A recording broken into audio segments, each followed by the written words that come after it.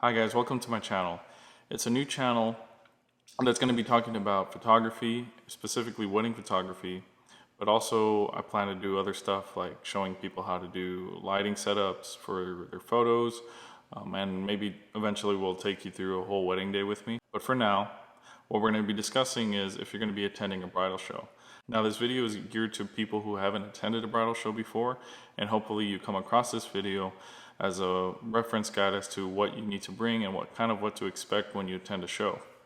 If you haven't attended a bridal show before, kind of like I was in a similar position last year. I did the first thing that anybody does is they go to YouTube, and I couldn't really find a lot of videos. There were some that were helpful, and after attending a couple last year and this year already, I'd like to just kind of share some advice for you. If you have attended a bridal show before, maybe you can leave a comment below giving other advice to other people who come across this video to help them prepare better for a bridal show. So one of the questions that you might have is, why should we attend a bridal show, right? Word of mouth has been working for you, maybe. Maybe you've booked a couple weddings through other websites like The Knot, Facebook, Instagram, Pinterest. Maybe all that stuff has been working for you, so why should you attend a bridal show? So generally speaking, I don't book weddings from bridal shows the day of. Usually if a bride's going to book me, it's going to be a couple weeks afterwards. They're going to call me and say, hey, I met you at the bridal show. I'd like to meet you in person and talk about your prices and so on and so forth. So that's one. It's just another way to grow your business by bringing in more revenue from weddings. The second reason is because you get to network with other vendors that are in your area as well. So you can network with people who own venues. The venues themselves will be there. People who run pastry shops. Maybe the people that, other photographers as well. I mean, you never know. This is a big community. I don't think it would be very smart if we were to just completely block out other photographers from our networking because, and here's the reason. While yes, we're all wedding photographers and we're all attending the bridal show together, by networking with another photographer, maybe you can send leads their way. What if you get double booked? I want you to think about this.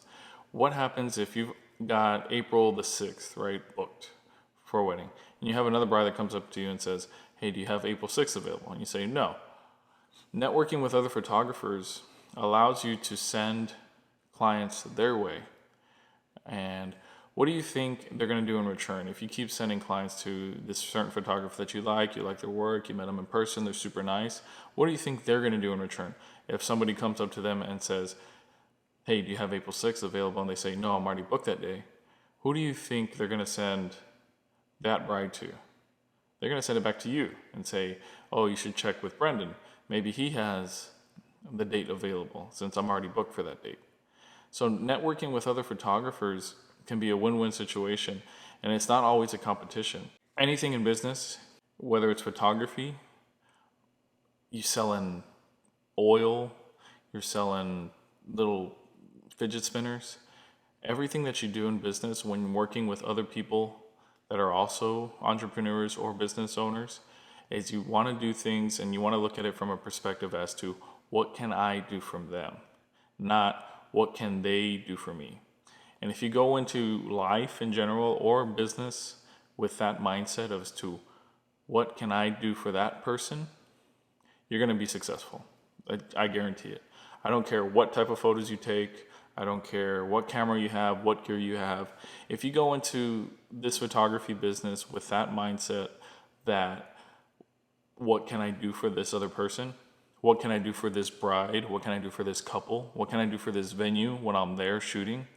You're gonna be a well-liked photographer in your community. Hands down, that's it. Let's just put it this way. If you met a photographer who took amazing images, right? But they're a jerk and they're terrible to work with. They have this huge ego. They only think about themselves. Everything is about them. They don't give back to the community. They don't give back to vendors. Everything is just sucking the life out of the wedding industry and just taking everything that they can while they're there. And then you have another photographer who has that mindset that I'm going to help other people. Who do you think people are going to want to work with? Whether it's a bride, whether it's other vendors, who do you think they're going to want to work with? The person who's stingy and just sucking everything in and just kind of keeping everything in and not letting go? Like, this is mine, my precious. I mean, come on.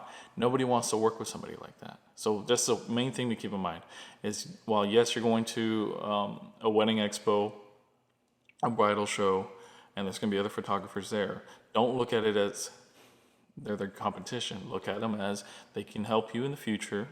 You can help them in the future. And just go and say hi. It's that simple. Anyways, I went off on a tangent there. I went off a little rant, but hopefully that advice helps you.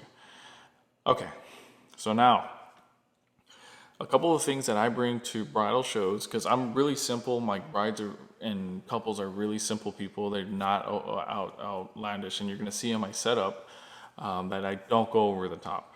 And if you look at my wedding book video from my previous video where I did an album review, that album review is on a company from KISS, and it stands for Keep It Simple Stupid. That's their model. Everything is simple. And with me and my brides, everything is also very simple too. So the first thing that you're going to need to bring to a bridal show is photos. Duh, you're a photographer, right? Now, I want to just kind of elaborate on that a little bit. Because obviously, yeah, photos. Well, what photos, right? Just display only your best, most favorite images that you have. That is it. Don't go overboard. Don't say, look, I need 100 photos, 150 photos. Just display your best images. And I think that'll take you a long way rather than just trying to display as many photos as possible. Just pick your best images. That's it. That's all I gotta say. What I do, I go to mpix.com and I print 20 by 30s. I get them mounted on foam boards, and then I display those. I don't even put a frame on them because the foam or the mat board, whatever, just like holds the image upright. And so I just put easels out, as you'll see in the video. I just put easels out and I just display them there. And then when I'm not using them, I put them back in a carrying box, and that's it. So the second thing that you're gonna need are some brochures that carry your pricing lists on them. And what I did was I went to Vistaprint, and I designed these like 2 years ago, and I still use the same design. All I do is change the prices as the months and years go by. And so the initial work is up front, and then you can save a template on Vistaprint for your brochure. I do a little trifold brochure. And once you design that, you have that template there, you're good to go. So maybe you spend a couple hours up front designing everything, but once it's designed, you can just go back and reference it later, change the prices up, and then you're good to go. So the pricing brochure, I think they're like $50 or $100 for like 100 count, or maybe I'm mixing those up. Maybe it's $50 for 100. I'm not too sure, but I would prioritize that over the next thing, which is number 3, which is business cards. Now, business cards, if you're on a tight budget, which we all are, especially if you're watching this video, that means you're barely starting out.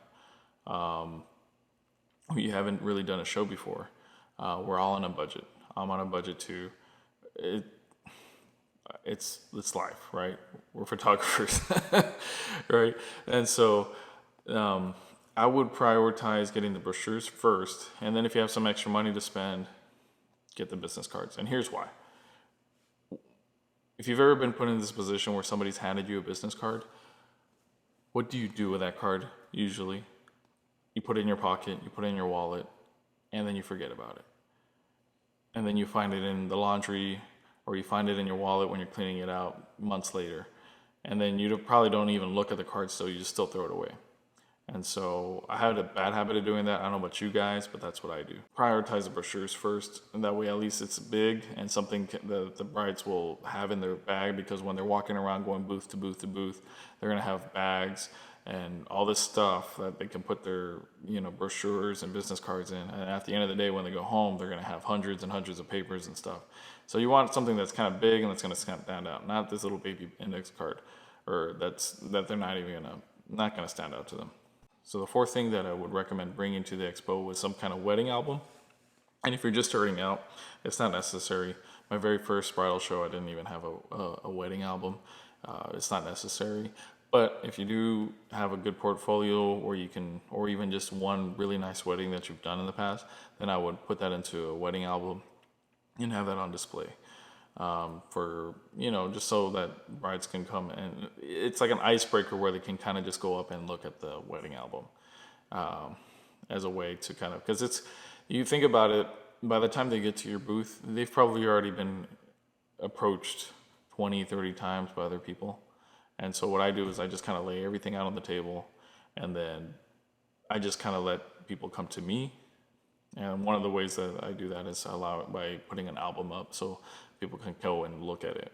And then after they're finished looking at it, if they have any questions, I'm right there next to the table and they can talk to me. Some of the other little things that I do, it's kind of gimmicky, but it's not gimmicky. I don't think it's too gimmicky, but I do get like some index cards. And as you'll see here, I have like a little glass case, like a little lantern looking case, and then I just have an index card. So I'll tell them, hey, I'm giving away a free engagement shoot. Just go ahead and fill out the business card with your name and your phone number, and then they just put that there. So that's one way also that you can get it. Like, again, if you're going to do that whole salesy type of thing, then you could probably do that and say, hey, we're giving away free engagement shoot. Come over here to the booth and just kind of fill out your name, number, and stuff like that. And that's one way where you can kind of break the ice and have brides come and talk to you. And so some of the other things that you might need, depending on the show that you're attending, one good question is to ask is if they're going to provide a table, if they're going to provide electricity, if they're going to provide a tablecloth. I would confirm that with whoever's doing the show with you, or whoever's hosting the show. I would confirm that with them. Because if not, then obviously you're going to have to get a table and a tablecloth. And if you do need tablecloths, I would go check, if you're on a budget, and which was what I did, I would go check with Party City, any type of party, your local party place. And I'm sure they have tablecloths, and I'm sure they have tablecloths that look like they're like white, wedding-esque looking tablecloths on the cheap. I mean, you could get them real cheap. I think I spent like $10 on my tablecloths. There's no need to go out and spend $100 or whatever plus dollars on some tablecloths, because really nobody's really going to go and touch your tablecloth and be like, oh, did you get this at Party City? Did you? No, nobody's ever going to do that. So that, just cheap out on that. It's totally fine. Nobody's going to notice. You're going to have all your stuff on there anyways. And one of the other things I just do, and you don't even have to do it, but I just do it just to kind of make it so the table doesn't look so plain.